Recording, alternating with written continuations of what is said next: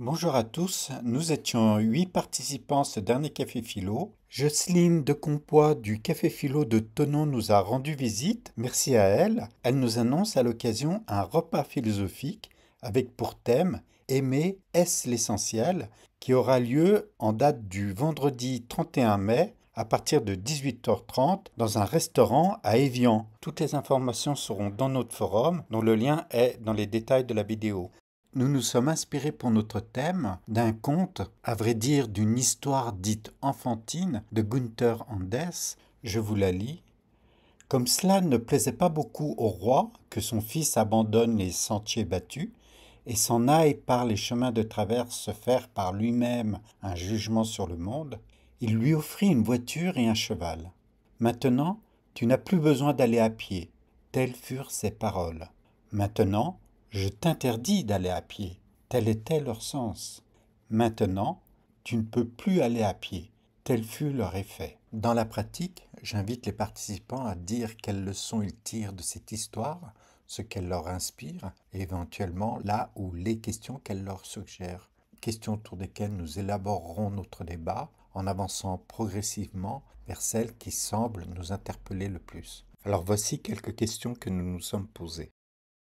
Comment un roi, un père ou une figure d'autorité, et nous avons bien noté qu'il y a une sorte de glissement et d'assimilation entre le roi, le père et la figure d'autorité, donc comment ces représentants d'une autorité peuvent-ils empêcher un fils, un subordonné, un admirateur ou le peuple à penser par eux-mêmes? On devine ici qu'il y a des rapports de pouvoir, d'influence, de transmission d'héritage et de manipulation qui sont en jeu. Seconde question, quelle est la charge des implicites derrière les dons, les cadeaux, les aides promulguées, que ce soit avec bienveillance ou avec ruse? Ici, dans le cœur même des interactions, de ce qui s'échange, on perçoit bien que des enjeux de liberté, d'autonomie ou encore de subordination se trament dès que nous sommes dans des rapports d'échange, en particulier dans le cadre de relations asymétriques où des interlocuteurs ne bénéficient pas du même rapport d'indépendance, du même pouvoir d'influence sur l'un et sur l'autre. Or, fondamentalement, nous sommes par nécessité, en tant qu'animaux sociaux, toujours dans une trame de rapports d'échange. Les enjeux semblent se préciser. Troisième question, elle fait le lien avec la seconde. Se laisse-t-on acheter par la facilité et ou par la générosité?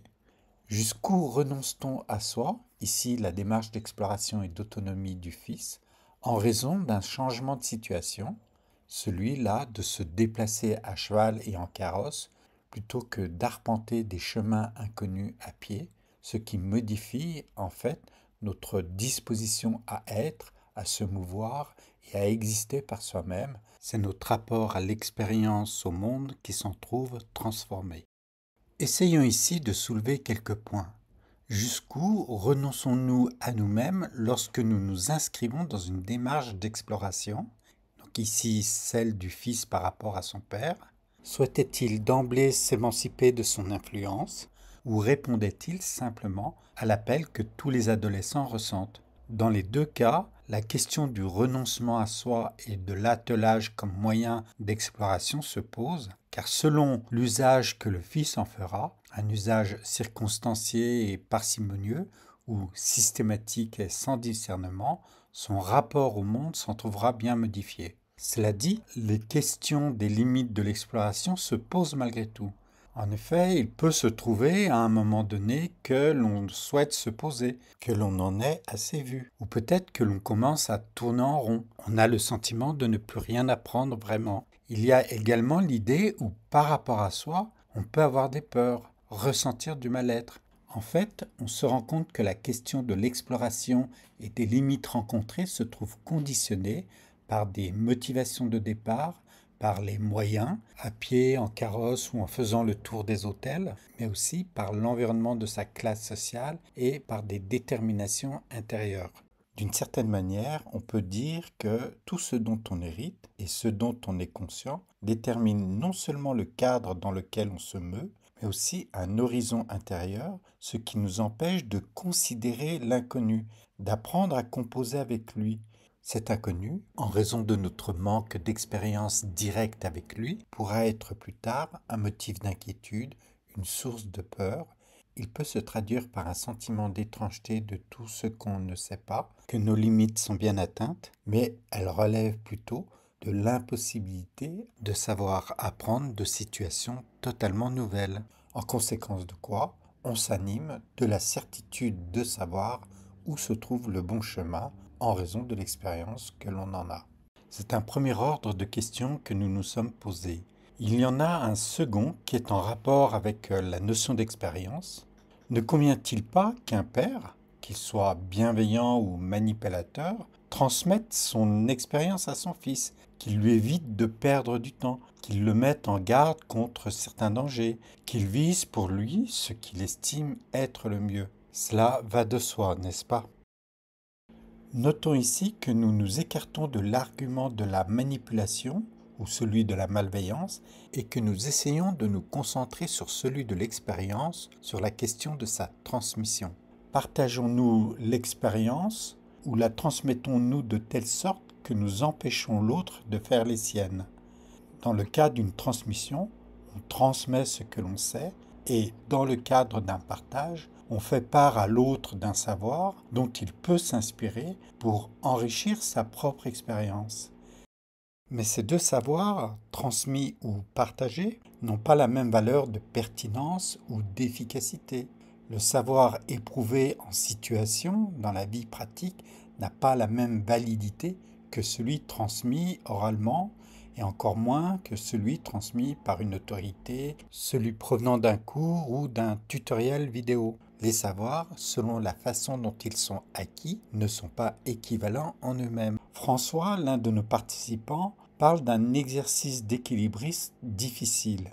Évoquant le rapport à sa fille, il distingue la période où il était plutôt éducateur, celle où il a été plutôt mentor, et aujourd'hui, alors que sa fille est adulte, elle devient progressivement son égale. De fait, ce sont davantage des questions qu'ils vont partager plutôt que des convictions dont ils tentent de se convaincre l'un et l'autre. On voit ici qu'il y a un enjeu dans le rapport à l'autonomie de pensée que l'on permet à l'autre de se forger comparativement à des savoirs que l'on essaie de transmettre et peut-être d'imposer. Alors, quel est le problème? On voit qu'il est relativement exigeant de parvenir à une autonomie de pensée, c'est-à-dire à une capacité à penser par soi-même, car il y a une telle porosité entre soi et les autres qu'il est inévitable de s'inter-influencer tous. Il n'y a probablement pas de problème si nous avons entre nous des rapports de bienveillance non hiérarchiques où personne n'essaye d'abuser de personne ou d'exercer une emprise sur lui. Mais ce n'est pas ce que nous constatons le plus souvent dans les rapports humains. Ces derniers s'inscrivent en général dans des rapports de codépendance non choisis. C'est avec son propriétaire, son professeur d'école et les critères de notation d'un système éducatif en place. Ce sont des rapports de codépendance et de subordination avec nos employeurs. C'est bien entendu un système politique qui a son inertie et nous existons également dans un environnement technique duquel nous dépendons totalement. Soulignons-le, la technique suppose des industries lourdes et fines, un système financier et politique qui se coordonnent massivement et nécessairement pour se renforcer et se maintenir en place. Et tous ceux qui ont une capacité de maîtrise dans l'ordre de ce pouvoir technique, financier ou politique disposent alors de capacités d'action dans une structure hiérarchique qui, elle aussi, se met en place, à la fois sur le plan vertical, via des institutions, des administrations, et aussi sur le plan horizontal, dans les régions, au niveau de la nation, mais aussi au niveau des continents et sur le plan finalement mondial. Au terme de ce descriptif des structures hiérarchiques dans lesquelles nous nous mouvons, nous pouvons nous poser la question: qu'est-ce qu'il en coûte à l'être humain pour maintenir en place un tel système? Est-il asservi au monde qu'il fabrique, quitte à s'autodétruire avec lui en raison des rivalités qui s'exacerbent partout? Ou alors, l'être humain est-il premier? Est-il la valeur première que la technique est supposée servir? Autrement dit, la technique reste-t-elle, comme on l'enseigne aux enfants, un outil au service de l'être humain? Mais revenons à notre histoire, nous comprenons bien que le roi ne peut se permettre de mettre à mal les structures hiérarchiques en place en laissant son fils, qui le comprendra rapidement, satisfaire à des originalités qui ne correspondent pas à son rang. Et chacun de nous, cela a été mentionné, s'inscrit dans son rang. En conséquence de quoi, nos marges de détermination sont grandes, tandis que celles de notre liberté sont plutôt étroites. Et là, certains de nos participants ont bien noté le titre du chapitre de la petite histoire que nous avons lu. Je le lis: Le monde comme fantôme et comme matrice, considération philosophique sur la radio et la télévision.